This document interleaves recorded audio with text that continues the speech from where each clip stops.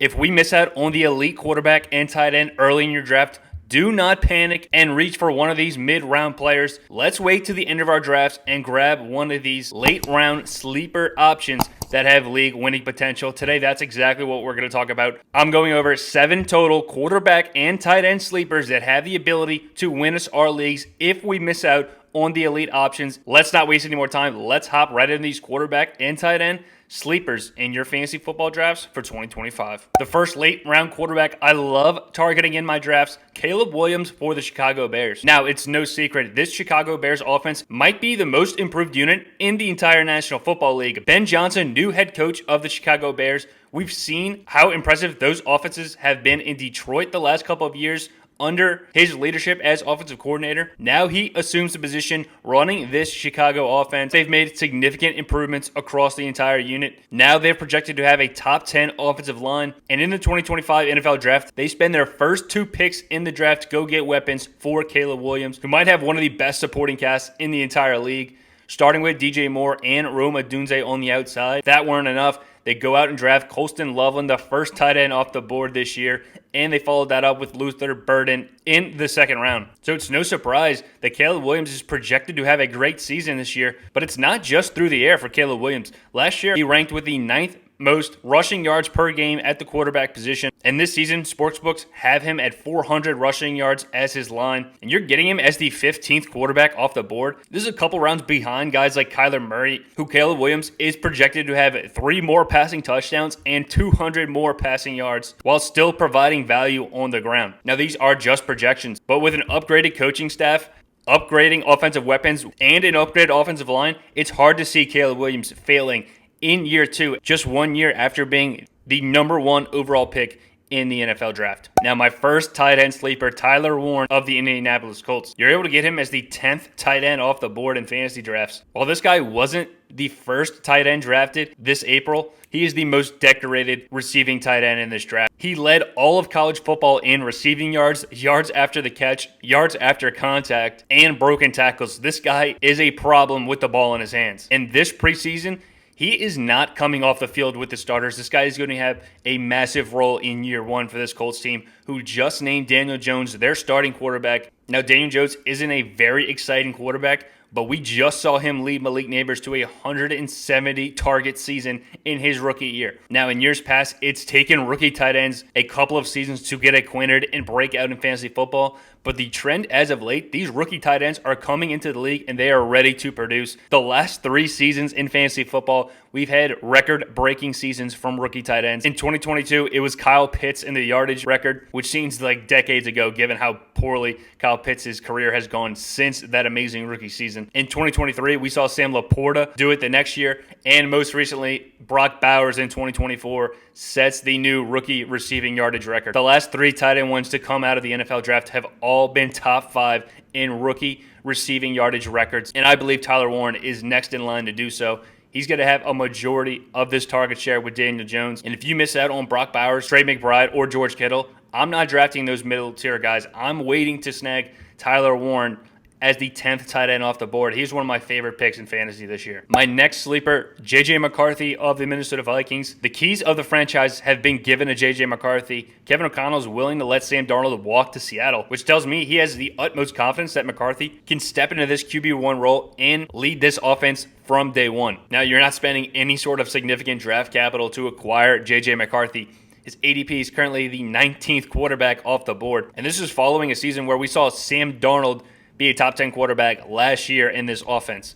We know how Sam Darnold's career was prior to his breakout year in Minnesota, and sportsbooks are projecting J.J. McCarthy to fall right in line with what Sam Darnold was doing last year. He's projected for over 4,100 passing yards. That's more than guys like Bo Nix, Justin Herbert, and Jordan Love. But he's also projected to have some semblance of a rushing attack. He's projected more yards than guys like Joe Burrow, Dak Prescott, Sam Darnold, these pure pocket passers. He's not going to be a statue in that pocket. In his 3-year career at Michigan, he rushed for 10 touchdowns, including 8 touchdowns his final 2 seasons. So don't be surprised if J.J. McCarthy rattles off a couple quarterback scrambles inside the red zone that lead to rushing touchdowns. If we're not panicking on Justin Jefferson in the top 5 of drafts, or Jordan Addison and TJ Hawkinson in drafts, Why would we be fading JJ McCarthy as far down as he's going in drafts? This Vikings offense is so explosive with Jefferson, Addison, and Hawkinson. It really doesn't take much for a quarterback to provide fantasy value. We saw that with Sam Darnold last year. Now JJ McCarthy, a talented guy getting his shot with some rushing upside.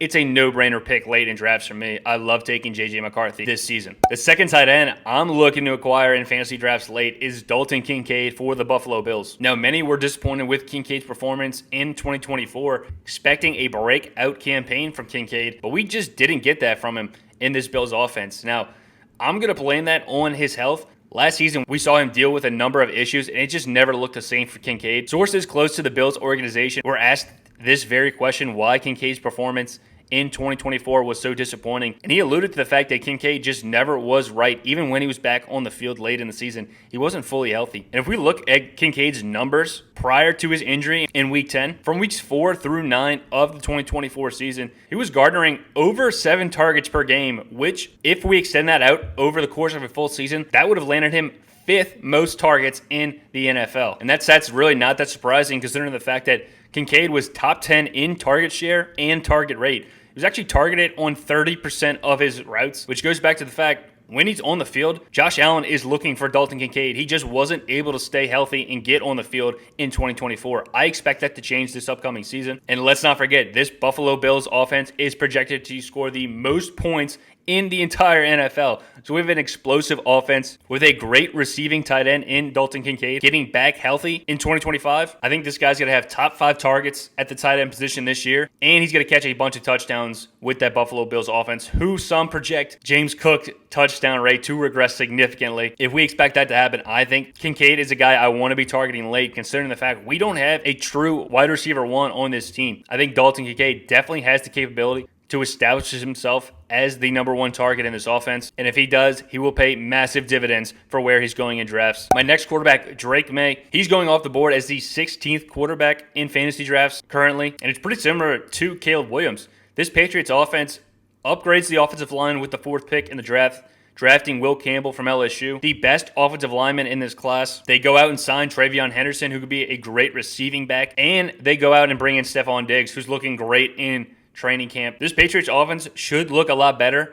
and they have the 4th easiest strength of schedule for the quarterback position. So Drake Maye is going to have plenty of favorable matchups in 2025. Drake Maye, for a guy they call Josh Allen Jr., we have seen some glimpses of that in 2024. He started and completed 9 games in 2024. And in those games, he was averaging 17 fantasy points per game. And a lot of that is due to the rushing upside that Drake Maye has. He was averaging the 6th most rushing yards on a per game basis at the quarterback position. I expect that to continue in 2025. He's going to use his legs to move the chains, and I expect him to have a red zone role carrying the football. With a great schedule, a much improved offense, and a very high floor with 17 fantasy points per game last year in his fully healthy games. I think Drake Maye is one of the best breakout candidates at the quarterback position heading into year 2 in New England. Tucker Kraft's going to be my 3rd tight end sleeper. The efficiency numbers for Tucker Kraft in 2024 were pretty unbelievable when I had a look at him. Last year, he was averaging 2.64 yards per route run. That ranked him as the 2nd best tight end in all of football. An absolutely wild statistic from Tucker Kraft, but that's not the only one I was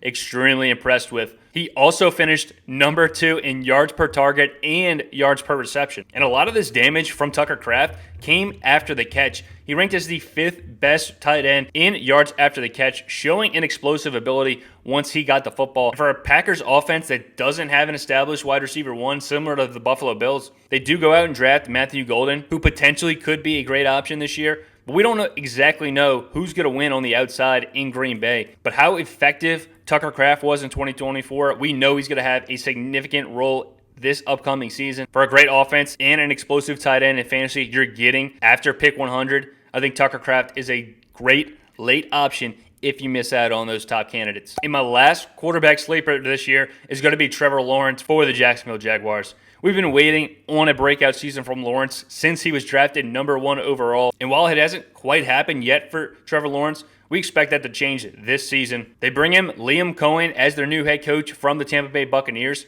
And last year, Cohen turned Baker Mayfield into a fantasy superstar. Prior to 2024, Baker Mayfield had never finished inside the top 17 quarterbacks on a per-game basis. Last year, Baker Mayfield finished as the 4th quarterback in fantasy football. We saw Baker Mayfield as a journeyman quarterback go from Cleveland to Los Angeles to Carolina, making his way to Tampa Bay. His career was resurrected as he has his 2 best fantasy seasons of his career. And in 2024, under Liam Cohen, he absolutely dominates. And the situation isn't all that different in Jacksonville for Liam Cohen. I think we would all agree Trevor Lawrence is a more talented quarterback than Baker Mayfield.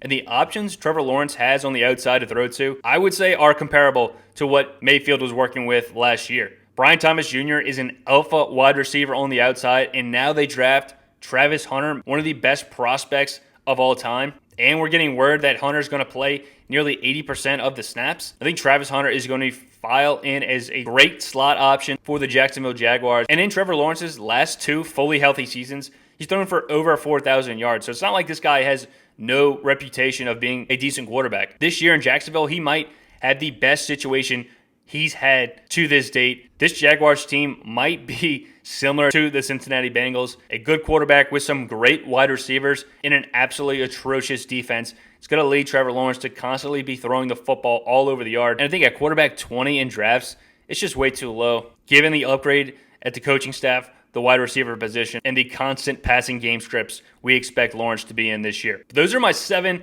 quarterback tight end sleepers for 2025. Let me know what you think of this list. At the quarterback position, we're targeting Caleb Williams, JJ McCarthy, Drake Maye, and Trevor Lawrence. And at tight end, we want to be finding Tyler Warren, Dalton Kincaid, and Tucker Kraft late in drafts. If you miss out on the elite options in your fantasy drafts, let me know what you think of these guys. Hit that like button and subscribe to the channel if you want to see more fantasy football content. Up here, you should see our 7 running back sleepers. Hit that video if you haven't seen it already. Thank you guys for watching. We'll see you guys next week with another episode of The Fantasy Birds.